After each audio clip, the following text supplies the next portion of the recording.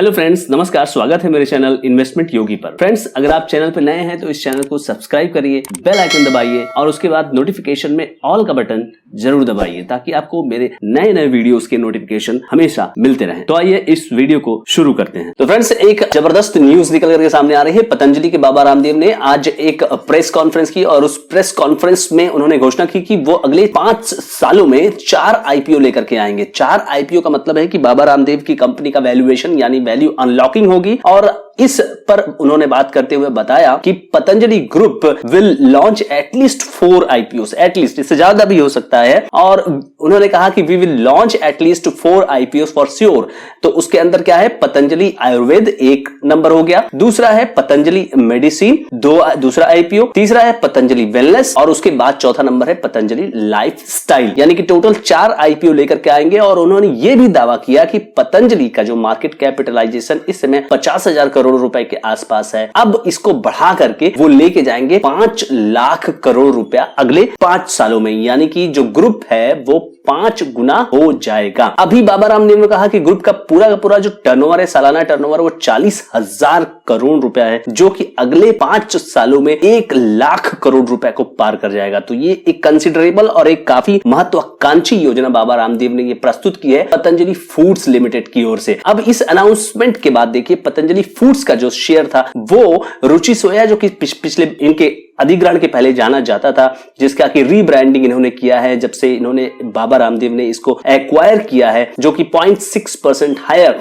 1 बजे तक 1351 रुपए पर चल रहा था। और अगर बात की जाए 1 साल के इनके परफॉर्मेंस की, तो स्टॉक जो है 60% तक बढ़ चुका है। और इस पर अब सबसे इंटरेस्टिंग बात यह है कि कवरेज आनी शुरू हो गई है और उस कवरेज पर भी हम लोग ध्यान देंगे। तो फ्रेंड्स, पहली बार यहां पे आप कवरेज देख सकते हैं CNBC टीवी 18 का ये न्यूज देखिए। यहां पर इस न्यूज में पहली बार यहां पे कवरेज दिखाई दे रहा है। HDFC सिक्योरिटीज ने कहा है कि Patanjali foods can become large FMCG wellness brand. यहां पे वेलनेस ब्रांड जोड़ना काफी इंपॉर्टेंट है, क्योंकि देखिए केवल ये एक सिंपल FMCG कंपनी नहीं होगी। यहां पे ये सारी चीजों को आयुर्वेद से जरूर जोड़ेंगे और वेलनेस से जरूर जोड़ेंगे। तो यहां पर पतंजलि उस चीज में डोमिनेट करेगा। देखिए, बाबा रामदेव का की एक ब्रांड इक्विटी है और उसके साथ इनका विश्वास लोगों के मन में है। ये जो पूरी की पूरी रिपोर्ट है, इसमें HDFC सिक्योरिटीज ने कहा है कि इन्होंने इस पर कवरेज बनाया है और उस पर बाय रेटिंग दी है। और उसमें जो टारगेट दिया हुआ है, उसमें ये टारगेट है 1602 रुपए का। और ये टारगेट इन्होंने टाइम होरिजन दिया है 2 से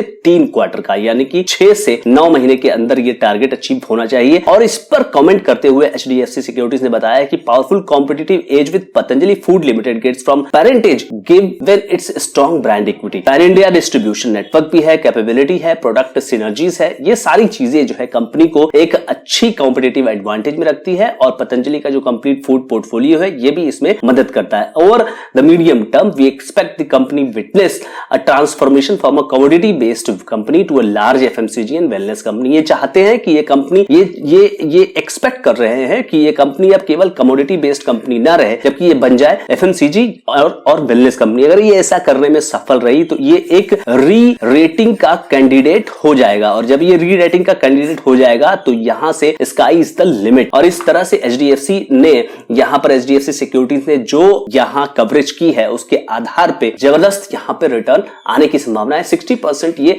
1 साल में बढ़ चुका है ऑलरेडी। तो फ्रेंड्स, इस कंपनी के टेक्निकल चार्ट की तरफ चलते हैं। तो फ्रेंड्स, पतंजलि फूड्स लिमिटेड पर सिमेट्रिक ट्रायंगल का ब्रेकअप आया हुआ है और उससे ऊपर निकलने की यहां पर कोशिश कर रहा है पतंजलि फूड्स का ये स्टॉक। 1522 लाइफ हाई है और वहां से आप देख रहे हैं कि स्टॉक ने जो गोता लगाया 392 रुपए, और वहां से एक सिमेट्रिक पैटर्न आप देख सकते हैं। ये पॉइंट और इस पॉइंट को और इन तीनों पॉइंट को अगर हम मिला देते हैं तो इस रेंज में मार्केट यहां घूम रहा था। और यहां जब ये इस पॉइंट पर हाईएस्ट 1369 और फिर इसके बाद ये इसमें कमजोरी बनी रहती है और यहां से ये उठना शुरू होता है। फिर एक लोअर यहां बनाने के बाद ये फिर नीचे आता है 1219 और यहां इस सिमेट्रिक ट्रायंगल पैटर्न का ब्रेकअप आया इस महीने। और इसके बाद 1219 का जो स्तर है, ये वाला जो स्तर है, वो टूट गया और मार्केट में आज की डेट की क्लोजिंग की बात की जाए तो वो 1327 रुपए है और 1369 का अगला लक्ष्य है और उसके बाद अगला लक्ष्य होगा 1522 रुपए। बड़े लक्ष्य की बात करेंगे, फिबोनाची एक्सटेंशन इसमें अगर हम लगाते हैं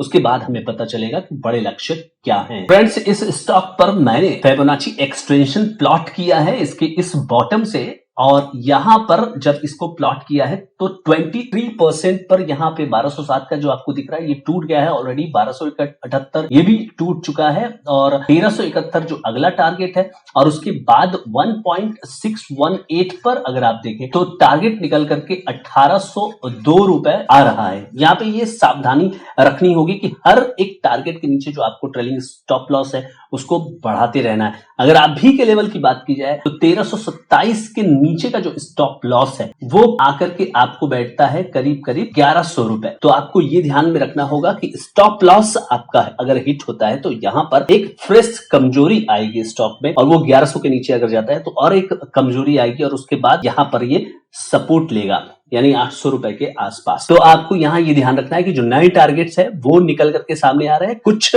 जो अनाउंसमेंट है पतंजलि लिमिटेड से रिलेटेड, खास करके आईपीओ से रिलेटेड जो अनाउंसमेंट है उससे मार्केट को एक न्यूज मिली है, और न्यूज के आधार पर ये स्टॉक ऊपर जा सकता है। अगले कुछ क्वार्टर्स में यहाँ पे इनके रिजल्ट्स पर भी नजर रखनी होगी, और उस आधार पे कैसा कंपनी परफॉर्मेंस करती है। HDFC सिक्योरिटीज ने जो यहाँ पे कवरेज की है, इस स्टॉक में एक फर्दर बूस्ट मिलने की तैयारी हो सकती है। फ्रेंड्स, आई होप कि पतंजलि फूड्स पर ये कवरेज आपको पसंद आई होगी। वीडियो अच्छा लगा तो शेयर करिए, लाइक करिए, चैनल को सब्सक्राइब करना ना भूलिए। फ्रेंड्स, आई होप ये वीडियो आपको अच्छा लगा होगा। अगर ये वीडियो आपको अच्छा लगा तो इसको लाइक करिए, कमेंट करिए, और इस वीडियो को ज्यादा से ज्यादा लोगों तक शेयर करना ना भूलिए। Thank you so much friends.